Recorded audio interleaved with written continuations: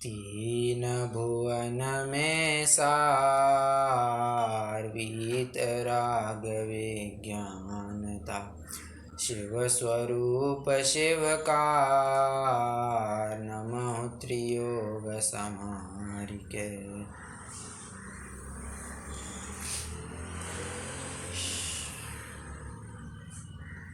श्रावक अवस्था तो ऐसी है जैसे अंग्रेजी में कहे the bad among the worst. क्या कहा? बैड अमंग द वर्स्ट, मतलब अच्छा बुरा इसे नहीं कह रहे हैं, इसे कह रहे हैं बहुत खराब से ये थोड़ा खराब है। ऐसी क्यों बात कह रहे हैं? क्योंकि श्रावक व्रत हमेशा के लिए धारण नहीं किए जा सकते हैं।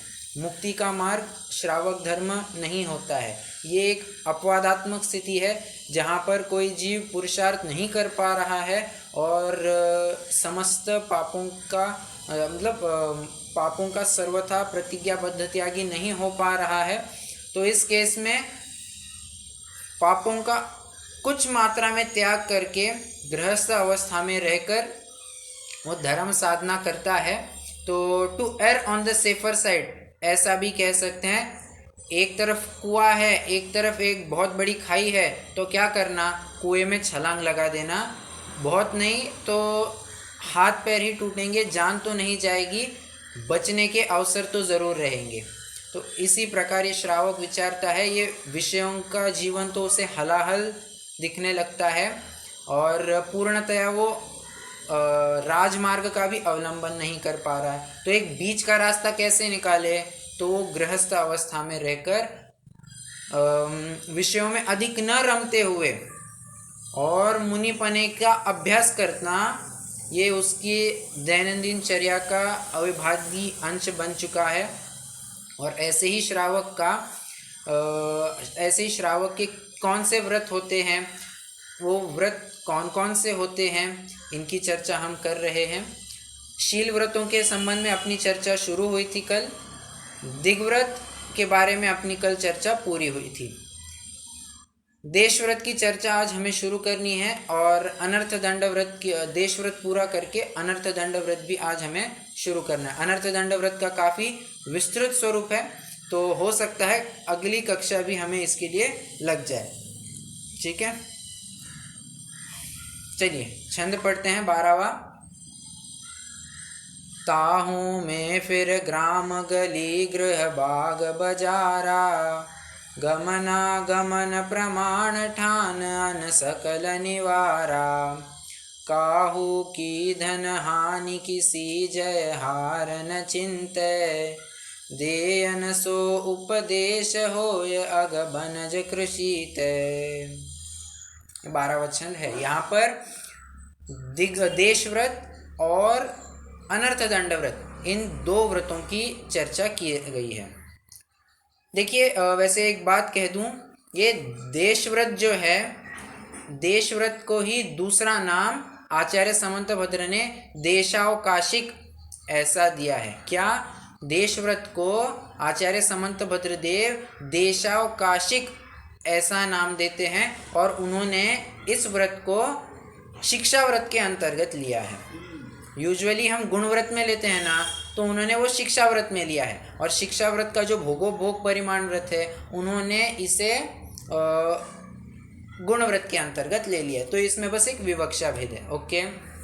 और कहीं कहीं पे दिग्व्रत कहा है तो देश व्रत की विवक्षा हटा ही दी है, मतलब गुण व्रत में तो रखा ही नहीं है, साथ ही साथ शिक्षा व्रत के अंतर्गत भी नहीं रखा है। हाँ, तो हम कहाँ थे? देश व्रत की चर्चा अपनी चल रही थी। देश व्रत में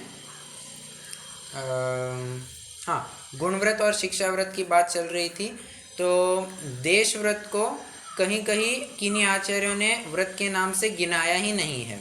वे कह रहे हैं दिग्व्रत और देश व्रत ये एक सरी का ही तो काम करते हैं। देश व्रत थोड़ा व्यापक रूप है और दिग्व्रत थोड़ा सा संक्षिप्त रूप है, छोटा रूप है। काम तो दोनों का एक ही है, तो इनको अलग अलग रूप में क्यों बताया जाए। ऐसा करके उन्होंने, जैसे आचार्य कुंद है या वसुनंदी जी है, इन्होंने देश व्रत को 12 व्रतों में स्थान ही नहीं दिया है, ठीक है, क्योंकि काम एक सरी का दिख रहा है, और किन्हीं किन्हों ने दिया है, कहीं पे थोड़ा नाम चेंज करके मिलता है। ओके, एक और बात जानने लायक, आप जितनी भी गुणव्रत की विवक्षाएं देखेंगे उनमें, गुणव्रत की, हाँ, उनमें दिग्व्रत और अनर्थ दंड व्रत, ये 2 व्रत तो आए ही आए हैं। देश व्रत आए न आए, कोई दूसरा व्रत हो, ये ज़्यादा मैटर नहीं करता है, परंतु 2 व्रत गुण व्रत में लिए ही गए हैं, अनर्थ दंड व्रत और दिग्व्रत, ठीक है।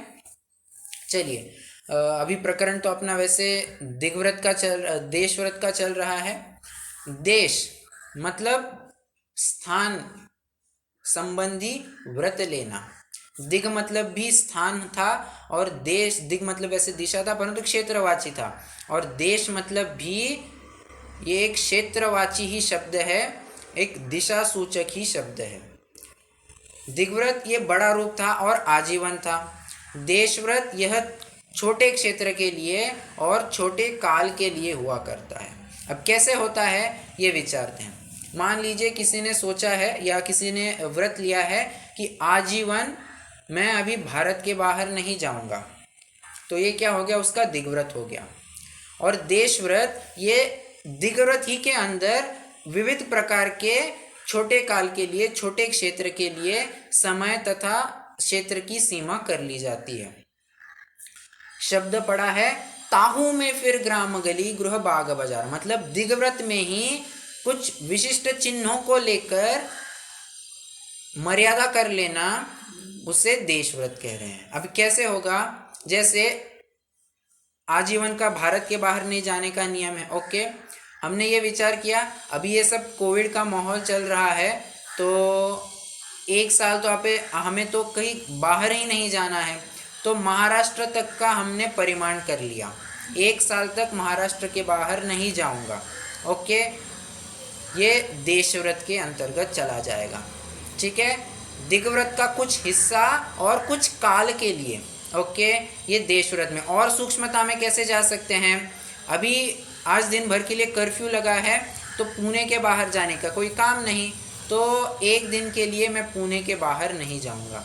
अच्छा, अभी रात का समय चल रहा है, तो रात में बाहर आवागमन करने की कोई बात ही नहीं है, तो मैं अभी रात्रि के लिए इस घर के बाहर नहीं जाऊंगा।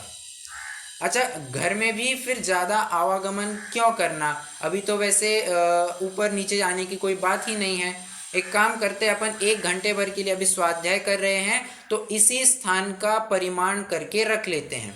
तो ऐसे सूक्ष्मता से बड़े क्षेत्र से हटकर एकदम छोटे क्षेत्र में छोटे काल के लिए वो सीमित हो जाता है। इससे फ़ायदा क्या होता है, फ़ायदा ये होता है कि उतने काल के लिए उस क्षेत्र से बाहर जितने कुछ भी संकल्प विकल्प आरंभ होते हैं, उन सभी से निवृत्त हो जाते, सर्वथा निवृत्त हो जाते हैं, किसी भी प्रकार से उसका आश्रय नहीं लगता है। और इसीलिए आचार्य समंतभद्र ने कहा कि दिग्व्रती देशव्रती जो है ये महाव्रती तुल्य है, महाव्रतानि प्रसाद्यन्ते, कल भी बात आई थी, मतलब उतने क्षेत्र के बाहर उसके लिए वो महाव्रती तुल्य हो गया। महाव्रती नहीं कहा परंतु महाव्रती तुल्य हो गया है, क्योंकि उस संबंधी अभी सभी पापों से वो निवृत्त हो चुका है, कुछ समारंभ आरंभ की कोई बात ही नहीं रहती है। ओके, तो फायदा ये होता है कि पापों से बहुत बच जाते हैं, जो व्यर्थ में हम नियम नहीं लिया था, परंतु कहीं बाहर भी आना जाना नहीं हो रहा था, तो इस स्थिति में भले ही गमन नहीं हो रहा है, फिर भी पाप तो लगेगा ही, आश्रव तो किसी न किसी रूप से होता ही है। तो इस आश्रव से भी बचने के लिए वो दिग्व्रत देशव्रत धारण कर लेता है और अपने पापों से बच जाता है। ओके, अभी देशव्रत के अतिचार जानते हैं। वैसे इसमें भी कोई विशेष खुलासा की बात नहीं है, जो कुछ भी खुलासा करना है इसके अतिचारों संबंधी या अतिचार के माध्यम से इसका विशेष खुलासा होगा। ठीक है,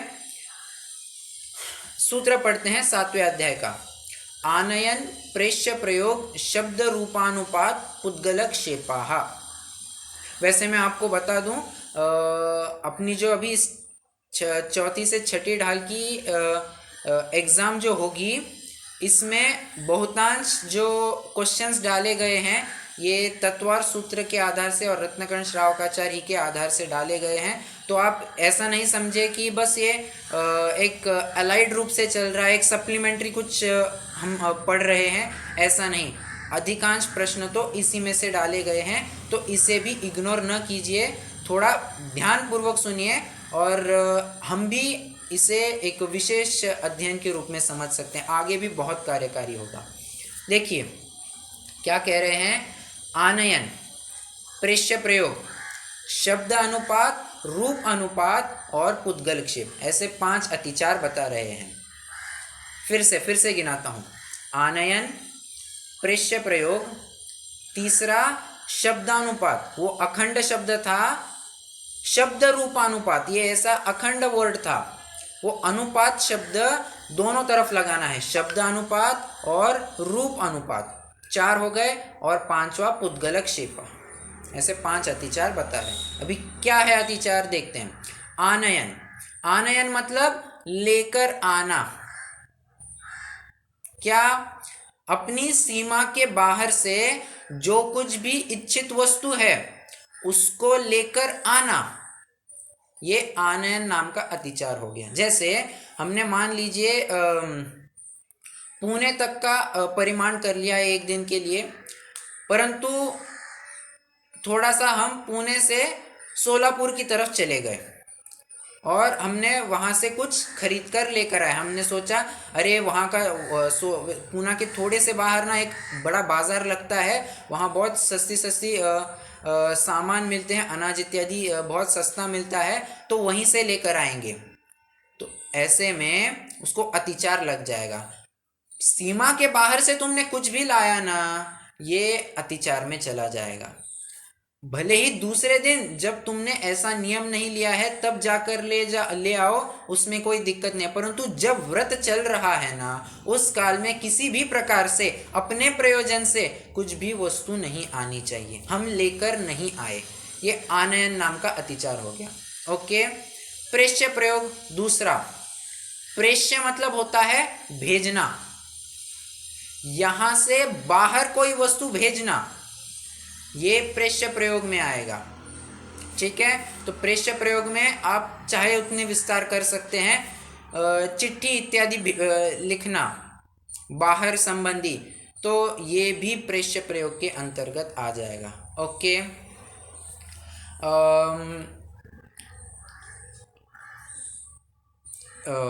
क्या था, हाँ, प्रेष्य प्रयोग शब्दानुपात, शब्दों के द्वारा। अब वैसे तो प्रेष्य प्रयोग कुछ वस्तु भेजने की बाहर है, और शब्दानुपात ये खरा जो चिट्ठी व्यवहार का जो मैंने कहा वो शायद शब्दानुपात में आ जाएगा, परंतु कोई बात नहीं, प्रेष्य प्रयोग के अंतर्गत भी वो आ सकता है। शब्दानुपात, मान लीजिए हम उदाहरण लेकर चलते हैं। मान लीजिए हमने एक कमरे का परिमाण कर लिया है और बाजू के कमरे में एक नल चालू ही रहा है, और हमें ये ख्याल में आया कि अरे पानी तो भरकर चला जा रहा है, तो ऐसा विकल्प अगर उत्पन्न हो कि यार ये कोई तो नल बंद करे, और हमने कहा, एक ऐसे खिड़की में से आवाज़ दिया, अरे सुनो सुनो, वो बाजू में जो नल है, बाजू के कमरे का जो नल है वो ज़रा बंद करना, ये अतिचार लग जाएगा। अब प्रश्न ये उपस्थित हो सकता है, एक तरफ ये तो जीव दया है और एक तरफ इसने व्रत धारण किया है, चयन किसका करना चाहिए? वहाँ तो इतने असंख्यात जीवों का घात हो रहा है और फिर भी उसका पाप नहीं लगेगा क्या? कहेंगे नहीं लगेगा। कह रहे हैं इस संबंधी विकल्प भी नहीं आना चाहिए। क्यों? क्योंकि क्षेत्र का परिमाण किया था, सिर्फ क्षेत्र संबंधी वो सीमा की बात नहीं थी। मैं कल भी कह रहा था कि उस क्षेत्र के बाहर जितने भी संकल्प विकल्प है उनका टूटने का प्रयोजन रहा है, उन संबंधी राग द्वेष टूटने का विकल्प मतलब प्रयोजन रहा है। क्षेत्र संबंध, क्षेत्र विशेष वो उसके साथ साथ आ गया है, ठीक है। तो इस संबंधी वो देशव्रति जो है उसे इतना भी विकल्प नहीं आएगा कि हम जाए बंद करके आए, ये तो विकल्प आएगा ही नहीं। दूसरा भी विकल्प नहीं आएगा कि हम किसी को आवाज दे, ए भैया सुनो वो नल बंद करके आओ, ऐसा भी विकल्प नहीं आएगा। किसी को लगा कि अरे ये आवाज कहाँ से आ रहा है, जरा दूसरे कमरे में जाकर देखे, तो वो स्वयं जाकर बंद करे, दूसरा कोई जीव, तो उस केस में ठीक है, परंतु स्वयं होकर तो नहीं बताएगा। ओके, शब्दानुपात हो गया। अभी रूपानुपात। रूपानुपात मतलब इशारे से मतलब ऐसे अभी मौन लेकर है, मौन लेकर तो छोड़िए, पर बोलना नहीं है, तो सोच रहा है अब बोलना नहीं है ना, तो हम इशारा कर सकते हैं। इशारा भी नहीं करना है। देखिए, मन के स्तर पर ना विकल्प करना है, ना वचनों के द्वारा कुछ बोलना है, ना काय के द्वारा कुछ चेष्टा करनी है। मन वचन काय के स्तर पर उस सीमा से वो पूरा हट चुका है। अब उसने जितना परिमाण किया है, जितनी दिशा उसने सीमित कर दी है, उतने संबंधी ही उसका कुछ पहुंच होगी, वो विकल्प करेगा। व्यर्थ के विकल्प भी नहीं, एकदम अशक्य अनुष्ठान में कुछ होगा तो वो करेगा, उसके बाहर कुछ होगा वो कुछ नहीं करेगा, ठीक है। तो मन के माध्यम से विकल्प भी देख लिए, वचन के माध्यम से बोलना भी देख लिया। अभी रूपानुपात कह रहे हैं, मतलब काय के द्वारा चेष्टा करना, तो ये भी अतिचार में आएगा। ऐसे किसी भी प्रकार से एक्शन करना, ये भी अतिचार के अंतर्गत चला जाता है। ओके, और अंतम आता है उद्गलक्षेपा। कोई चीज दूसरी तरफ डालकर, दूसरे की तरफ फेंक कर उसका ध्यान आकर्षित करना और फिर उसे बुलाना और कहना कि देखो ये क्या हो रहा है, तो ये भी अतिचार में चला जाएगा, ठीक है। मतलब किसी भी प्रकार से वो बाह्य सीमा के बाहर जितनी कुछ बातें हैं उस संबंधी विकल्प नहीं होना चाहिए, ना ही दूसरों को उसमें प्रवृत्त कराना चाहिए, ठीक है। ऐसा कभी नहीं होना चाहिए कि मान लीजिए हम एक कमरे में बैठे हैं, अपना अपना स्वाध्याय कर रहे हैं और दूसरे कमरे में अपना फ़ोन रखा हुआ है, तो फ़ोन बजने लग गया। हम ऐसा बिल्कुल भी नहीं कहेंगे ए तुम जाओ वो फ़ोन लेकर आओ, ऐसा बिल्कुल भी नहीं कहेगा, ठीक है, क्योंकि वो सीधे अतिचार में चला जाएगा। दूसरों को किसी भी प्रकार से दूसरों से उस सीमा के बाहर के काम नहीं करवाएगा। उदाहरण और लेते हैं, मान लीजिए जो अपने पहले वाला मैंने एक केस खड़ी की थी कि महाराष्ट्र के बाहर कुछ नहीं है या पुणे के बाहर हमें आज के दिन के लिए नहीं जाना है, ठीक है। तो हमें बहुत ही ज़रूरी काम याद आ गया और हमने सोचा कि ये सोलापुर जो पड़ोस में ही डिस्ट्रिक्ट है ना, वहाँ अनाज बहुत सस्ते मिल रहे हैं। तो हमने क्या किया, हमने दूसरे को कहा ये देखो मेरा व्रत है ना, तो मैं तो नहीं जा सकता, तुम लेकर आ जाओ। अब ये तो डबल पाप में कार्य का सहभागी हो जाएगा। स्वयं का तो अतिचार हो ही गया है, दूसरे की भी पेट्रोल गाड़ी आदि ईंधन जल रहा है, उसका समय जा रहा है, सब कुछ खर्ची हो रहा है, तो इसमें भी पाप लगेगा, ठीक है। स्वयं का तो टाइम जा ही रहा है, दूसरे के भी विकल्प खराब कर रहा है, इसलिए ये तो दुगने पाप में भागीदार हो जाएगा। ओके, तो दूसरों से ना स्वयं करेगा ना दूसरों से करवाएगा, और तीसरी बात, ना ही दूसरों ने कुछ किया हो तो उसकी अनुमोदना भी करेगा, ठीक है। तो इसमें फिर जितनी कुछ बातें हैं सब कुछ लगा लेना। पुणे के बाहर की जितनी कुछ न्यूज़ चल रही है, ए दिल्ली में क्या हुआ, ए सूरत में क्या हुआ, कहाँ कुछ हो रहा है, इनकी सब खबरें लेना, ये भी अतिचार के अंतर्गत चला जाएगा। अब आप सोचेंगे इसमें क्या बात है, अरे किसी भी, वही कह रहे हैं, उस सीमा के बाहर किसी भी प्रकार से विकल्प नहीं ही दौड़ने चाहिए। उतना परिमाण कर लिया है, उतने में जो कुछ हो सकता है वही करना है, और व्यर्थ भी नहीं करना है, एकदम अशक्य अनुष्ठान में जितना बन सके उतना ही करना है। ठीक है, तो ये दिग्व्रत से हमें एक फायदा बहुत बड़ा होता है। ये जितने भी हमारे विकल्प दौड़ रहे थे, ए मैं अमेरिका की जानूं, ए मैं यूरोप की जानूं, ये दिल्ली की कुछ बातें जानूं, ये मोदी जी क्या कर रहे हैं वो जानूं, या अभी क्रिकेट में क्या चल रहा है वो जानूं, तो ये जितने भी विकल्प चल रहे थे, एक दिग्व्रत देशव्रत हमने ले लिया तो उन संबंधी सभी विकल्प ही टूट जाते हैं, निर्विकल्पता बहुत आ जाती है, निर्भरता बहुत आ जाती है। ये हम भी नोटिस कर सकते हैं। ठीक है, तो देशव्रत संबंधी क्या क्या अतिचार हो सकते हैं, इनकी भी बात मैंने रखी है। इस संबंधी मैं एक स्पेशल केस आपके सामने रखना चाहूँगा। वैसे जो मैं बात अभी करने वाला हूँ, पहले मैं आपसे इस संबंधी आपकी राय जान लूँ। देखिए, अगर कोई अमेरिका से वस्तु आ रही है बाजार में, तो देशव्रती या दिग्व्रती उसे खरीदेगा या नहीं खरीदेगा, मेरा प्रश्न है। फिर से रिपीट करता हूँ, अमेरिका से कोई वस्तु आई है, जैसे मान लीजिए सेब आए हैं और बाजार में आए हैं, और अनुव्रती बाजार में कुछ खरीदारी करने गया है, तो क्या वो उन फलों को लेगा या नहीं लेगा, मेरा प्रश्न है।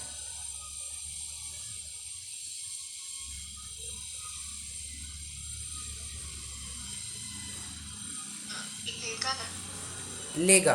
क्या कारण से, मतलब रीज़न क्या हो सकता है इसके पीछे?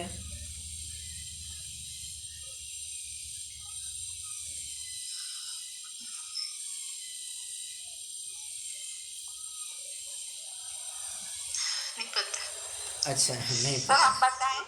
हाँ जी। मैं भी जाऊंगी तो मैं भी लूंगी सर, क्योंकि मैं जहाँ से खरीदती हूँ वो चीज़ मेरी मर्यादा में आ जाती है, और जितनी भी चीज़ें मैं लेती हूँ वो मुझे मालूम नहीं है कि कहाँ कहाँ से आती है, और एकदम अच्छी तरह से फिर एकदम मुझे बोला कि नहीं, मुझे एकदम दृढ़ता से पालन करना है, तो मुझे हर एक चीज़ जो है वो मेरी मर्यादा है उसमें से ही आती होगी, वही चीज़ मैं खरीदूंगी, तो जाकर के एकदम दृढ़ता से उसका पालन होगा। अदरवाइज तो कितनी सारी चीज़ें हैं। राइट राइट राइट, वो ऐसा ये संभव ही नहीं हो। बराबर पॉइंट कहा। वो अगर बाजार में वस्तु आती है तो उसको ले लेगा। पॉइंट नंबर 1, क्यों लेगा? क्योंकि उसके प्रयोजन से, मतलब उस अणुव्रति का नाम लेकर थोड़ी ना वह वस्तु आई है, ये तो सभी के लिए वस्तु आए हैं, जिसको चाहे वो उसको ले ले, किसी एक व्यक्ति विशेष को लेकर थोड़ी ना ये वस्तु आए हैं, नहीं नहीं आए हैं, ये सभी का कॉमन पर्पस रहा है, जिसे चाहिए वो ले लेगा। और अणुव्रति ऐसा थोड़ी ना चेक करते बेटा, फ़ोन लगाओ, कहाँ से आए हैं, अच्छा ये सूरत के पोर्ट से आए हैं ना, तो सूरत के पोर्ट वाले को फ़ोन लगाओ, उसने कहाँ से इंपोर्ट किए थे, अच्छा उसने यूरोप से किए थे, वो इस यूरोप वाले को फ़ोन लगाओ। अभी ऐसे करते बैठेगा क्या? वो अपना स्वाध्याय देखेगा, ये करेगा नहीं, इन बातों में इतने भी वो बाल की खाल नहीं उतारेगा। सहज रूप से उपलब्ध हो रहा है, उसे ले लेगा। हाँ, इतनी बात समझना, स्पेशली अगर अपने लिए मंगा रहा है वो जीव, तो वो तो अतिचार में ही चला जाएगा, परंतु सभी के लिए कॉमन पर्पज से आ रहा है और उसी में से वो कुछ हिस्सा ले रहा है, तो उसमें कोई दिक्कत नहीं है। और बाजार में आती है तो सभी कॉमन पर्पज के लिए आती है, बराबर। तो ऐसे अवस्था में वो सीमा के बाहर की अगर कोई वस्तु हो और उसके प्रयोजन से नहीं आई हो, मतलब उसको मुख्य करके नहीं आई हो, स्पेशली उसके लिए नहीं आई हो, तो वो उसको ले सकता है। ठीक है, ये बात भी इम्पोर्टेंट है, ये समझ के लेना चाहिए। ठीक है, तो देशव्रत की अपनी चर्चा अभी पूरी हो गई है। किसी को देशव्रत या दिग्व्रत संबंधी कोई शंका हो तो रख सकते हैं, नहीं तो फिर अनर्थ दंड व्रत का स्वरूप हमें शुरू करना है।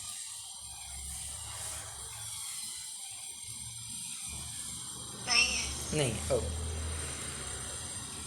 चलिए अनर्थ दंड व्रत की चर्चा शुरू करते हैं। पहले तो हम शाब्दिक अर्थ देखते हैं। अन अर्थ दंड, फिर से अन अर्थ दंड। अन मतलब नहीं, अर्थ मतलब प्रयोजन, और दंड मतलब पाप। फिर से, अन मतलब नहीं, अर्थ मतलब प्रयोजन, दंड मतलब पाप। तो बिना प्रयोजन का पाप करना ये अनर्थ दंड में चला जाता है। ठीक है, अभी इसमें भी थोड़ी सी बात समझना चाहिए। आप अनर्थ दंड व्रत कहिए या अनर्थ दंड त्याग व्रत कहिए, ये दोनों एकार्थवाची ही लिए जाएंगे। क्या कोई रिपीट करेगा मैंने क्या कहा?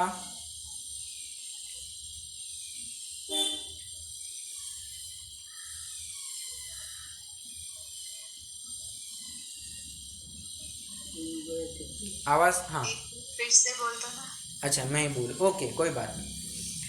अनर्थ दंड व्रत कहिए या अनर्थ दंड त्याग व्रत कहिए, ये दोनों एकार्थवाची ही लिए जाएंगे। कई जनों का कहना होता है हमें तो अनर्थ दंड त्याग व्रत ऐसे शब्द का प्रयोग करना चाहिए, तो उनके लिए कहेंगे ठीक है कोई बात नहीं, अनर्थ दंड त्याग व्रत कहो, हर्जा उसमें कुछ नहीं है, परंतु अनर्थ दंड व्रत ये भी सही शब्द ही है। कैसे? क्योंकि व्रत इस शब्द ही का अर्थ होता है उस पाप से निवृत्ति, उस पाप का त्याग, बराबर है। तो अनर्थ दंड का त्याग ये अनर्थ दंड व्रत कहलाता है। तो अनर्थ दंड त्याग व्रत कहिए, अनर्थ दंड व्रत कहिए, इसमें कोई विशेष बात नहीं है। किसी भी प्रकार का शब्द आए एकार्थवाची के रूप में प्रयोग किए जाते हैं। ओके, अभी हम ये विचारते हैं ये बिना प्रयोजन का पाप कह रहे हैं, तो ये बिना प्रयोजन किस किस प्रकार से हो सकता है। ठीक है, यहाँ पर तो अनर्थ दंड के 5 भेद गिना रहे हैं।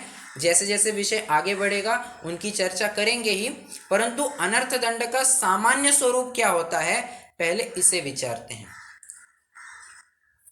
हमने अणुव्रतों का जब प्रकरण शुरू किया था तब अहिंसाणुव्रत में शब्द क्या, पंक्ति क्या आई थी? त्रस हिंसा को त्याग, वृथा थावर न संहारे। मैंने जानबूझकर वृथा इस शब्द की तरफ थोड़ा सा फोकस किया है। वृथा मतलब यूजलेस, बिना प्रयोजन का, बिना काम का, अनर्थ, अनाप शनाप, आप जितने कुछ शब्द लगा सकते हैं इसके लिए लगा सकते हैं। तो अनाप शनाप कुछ भी काम करना ये अनर्थ दंड में चला जाएगा। ठीक है, अनाप शनाप हमने ज़्यादा पानी बहा दिया, ज़्यादा लाइट चला दी, तो ये अनर्थ दंड में चला जाएगा। भले ही वहाँ एकेंद्रियों का घात हो रहा है, परंतु वो अहिंसाणुव्रत का भले ही घात न करता हो, परंतु अनर्थ दंड में जा रहा है, आपके किसी न किसी व्रत का तो घात हो ही रहा है, और अहिंसाणुव्रत का तो वैसे हो ही रहा है। ठीक है, वृथा, अनाप शनाप किसी भी प्रकार से किसी भी विषय में उलझना नहीं, ये अनर्थ दंड व्रत हमें कहता है। तो करना क्या चाहिए? अनर्थ दंड व्रत इतना ही कहता है तुम्हें जितना आवश्यक हो तुम उसी बातों में अपना गुजारा कर लेना। प्रयोजन से ज्यादा अगर कुछ लोगे तो वो अनर्थ दंड में चला जाएगा। जैसे उदाहरण, रोटी कपड़ा मकान, ये अपने बेसिक नेसेसिटीज है, तो ये तो हमें जीवन जीने के लिए तो लगते ही लगते हैं। ओके, अभी ऐसे में कोई रोटी मतलब भोजन संबंधी अनर्थ दंड कैसे कर सकता है? ज्यादा कर लिया, घर में खाने वाले थोड़े ही थे परंतु ज्यादा कर लिया, ये अनर्थ दंड में चला जाएगा। और अपना काम 2-3 सब्जियों में, 2-3 सब्जी कह रहा हूँ, 2-3 आइटम्स में हो सकता था। जैसे रोटी है, सब्जी है और दाल चावल हो गए, बस इतने में अपना काम हो सकता था। हमने किया क्या, एक सब्जी ली, उसको फ्राई किया, उसको फिर से निकाला, फिर से फ्राई किया, और फिर से निकाला, फिर से फ्राई किया, ऐसे निरंतर कंटिन्यूस चलते रह रहा है। फिर उसी एक सब्जी के लिए हमने और 6-7 सब्जियां डाल दी, ये नींबू भी डालो और ये ककड़ी भी डालो और ये लौकी भी डालो और ये तोरे भी डालो, ये सब डाल के वो किसी प्रकार की एक सब्जी बनाना चाह रहे हैं। सब थोड़ा थोड़ा करके एक इसमें डाल दिया, तो कह रहे हैं ये महाआरंभ का प्रतीक है, ये अनर्थ दंड में चला जाएगा। ठीक है, जब काम एक सब्जी में हो सकता था, हमने जबरन उसके लिए 6-7 सब्जियां और लगा दी, 6-7 हरियां और लगा दी, तो ये अनर्थ दंड में चला जाता है। कोई कहेगा हमने तो जितना एक सब्जी की क्वांटिटी लग सकती थी, मान लीजिए घर में 6-7 लोग हैं और हमें एक लौकी एक दिन में लग जाती थी, हमने एक लौकी तो यूज़ नहीं की, उसकी 1/4 लौकी ही यूज़ की। फिर थोड़े हम केले ले लिए, थोड़ी शिमला मिर्च ले ली, थोड़े मटर ले लिए, थोड़े और कुछ वस्तु ले ली और सबकी मिला मिला के हमने मिक्स सब्जी कर दी, तो ये भी महाआरंभ में चला जाएगा। ठीक है, भले ही क्वांटिटी वाइज ये उनके वेट में 1 किलो ही मिलकर आ जाएंगे, जितना एक लौकी का वजन था उतना ही ये अलग अलग मिला के 1 किलो ही वजन आ रहे थे, परंतु वैरायटी ज़्यादा बढ़ गई ना, तो वैरायटी जैसे ही ज़्यादा बढ़ गई तो ये भी अनर्थ दंड में चला जाता है। ओके, और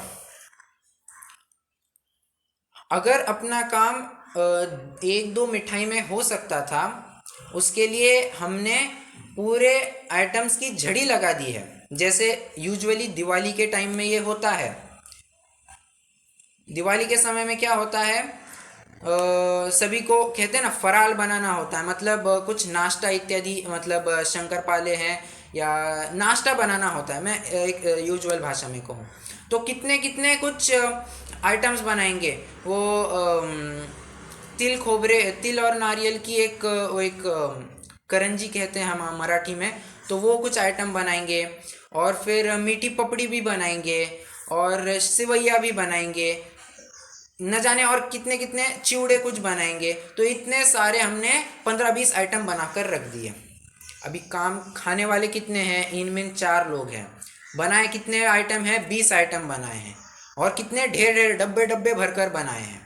अपना उसमें समय गया है, वो उतने अपना खर्चा उतना हुआ है और थकान उतनी हुई है, अपना क्या कहे, और शारीरिक स्वास्थ्य भी उतना अनुकूल नहीं है। तो इन सब बातों को अगर लेंगे तो ये अति भारारोपण में भी जाएगा, जो अहिंसाणुव्रत का एक अतिचार है, और ये अनर्थ दंड में भी जाएगा।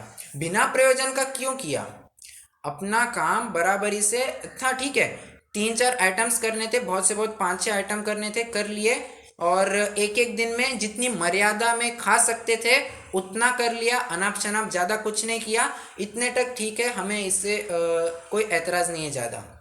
परंतु एक ही दिन में हमने इतने सारे आइटम्स कर दिए, ये तो अवश्य ही अनर्थ दंड के दायरे में ही चला जाता है। वैसे मदद करने के कोई आने वाला है नहीं, घर में काम करने वाले लोग 2 हैं और इतने सारे आइटम्स बनाएंगे, तो वही बात कह रहा हूँ, फिर से समय खर्चा होगा, अपना तेल इत्यादि की भी बातें होती है, और स्वास्थ्यकारी भी नहीं है इतना, थकान होती है। फिर थकान होगी तो हम अवश्य ही स्वाध्याय में से कटौती करेंगे, है ना बराबर, तो ये अनर्थ दंड के अंतर्गत चला जाता है। तो इसके लिए मैंने सॉल्यूशन तो इतना बता दिया है कि एक दिन में हम जितनी उसकी मर्यादा होती है, एज द केस में भी उतनी मर्यादा के हिसाब से हमने थोड़े से आइटम्स बना दिए, बस उतने में अपना काम चल जाता है, उसके लिए विशेष कोई आरंभ करने की ज़रूरत नहीं होती है। ओके, ये रोटी में देख लिया, मतलब खान पान संबंधी और कैसे अतिचार हो सकते हैं ये देख लिए। अभी रोटी, कपड़े में तरह तरह के वैरायटीज़ रखना। अच्छा, पहली बात, हमारे पास 100 150 साड़ियाँ होना, ये तो महाआरंभ का प्रतीक है, और ये तो यूजुअली हर किसी के पास देखने को मिलता है।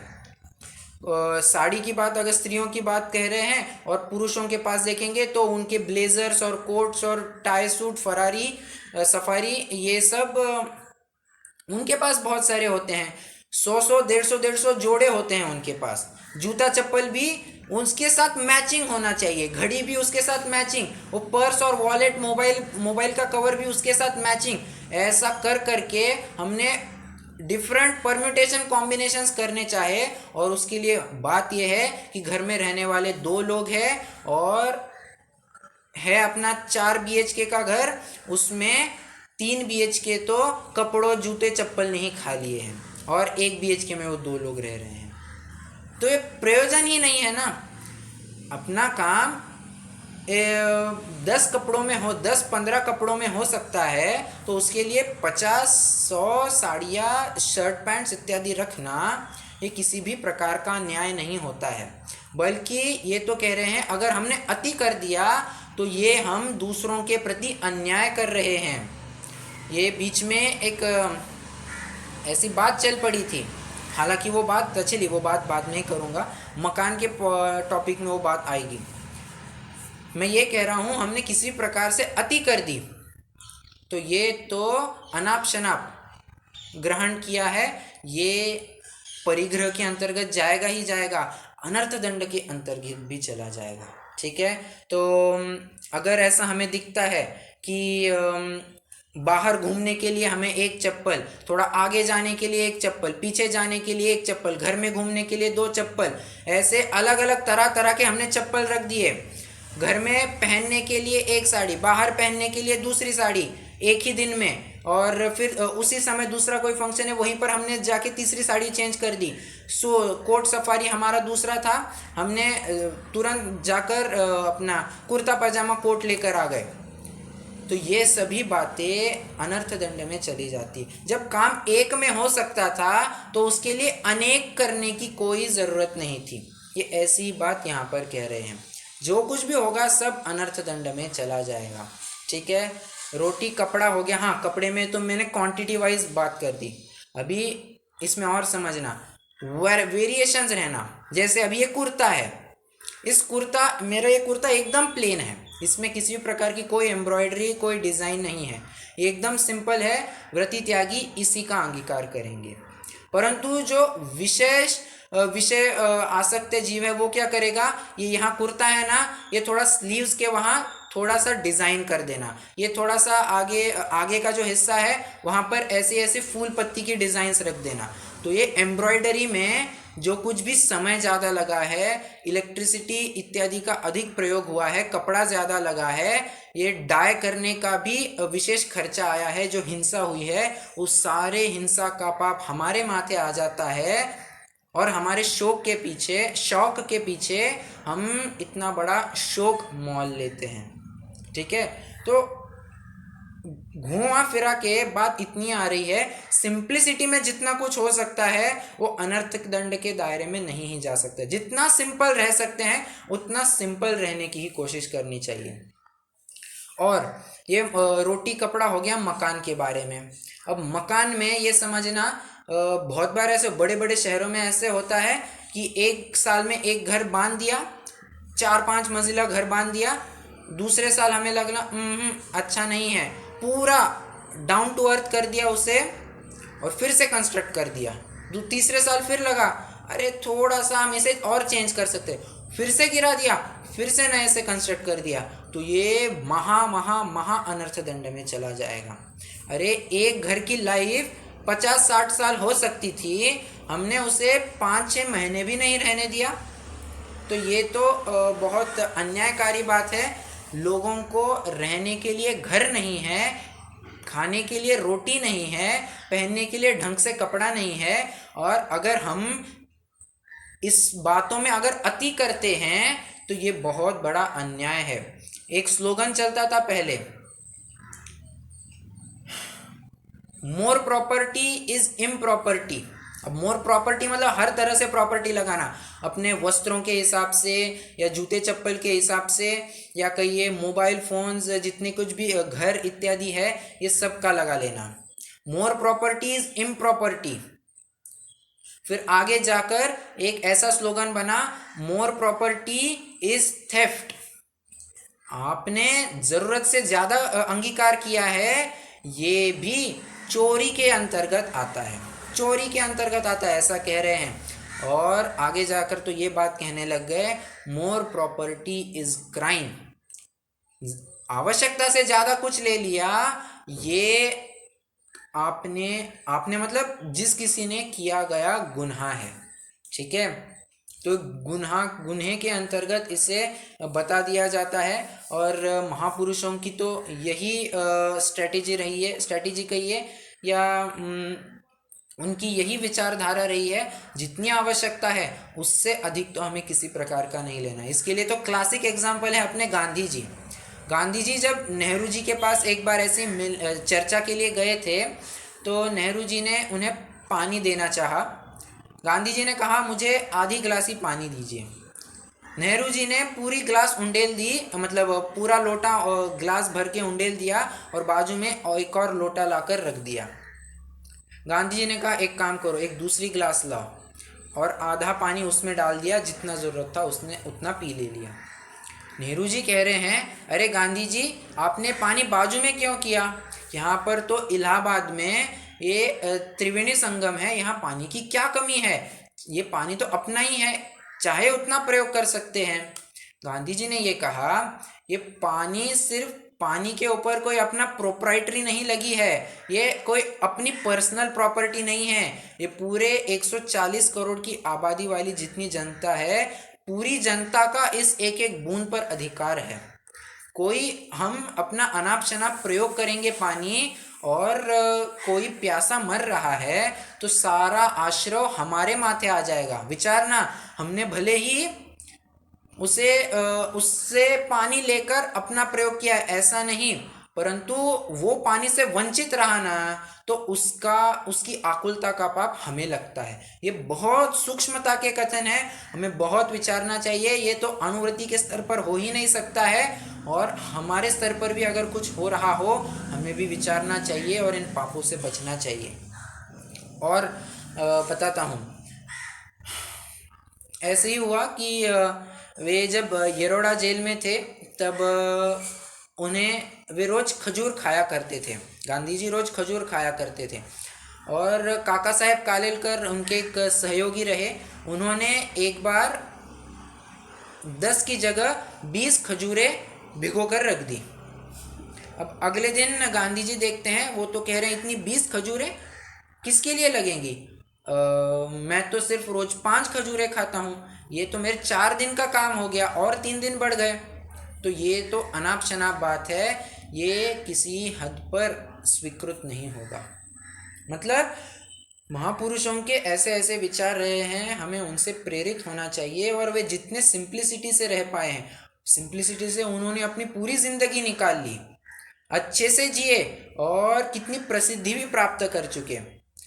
तो अगर वे कर सकते हैं तो हम भी अवश्य ही कर सकते हैं, ठीक है।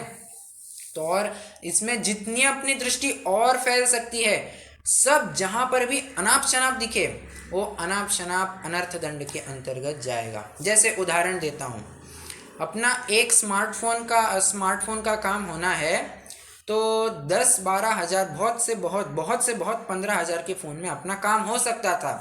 एक एंड्रॉयड फ़ोन लिया, बस काम हो गया।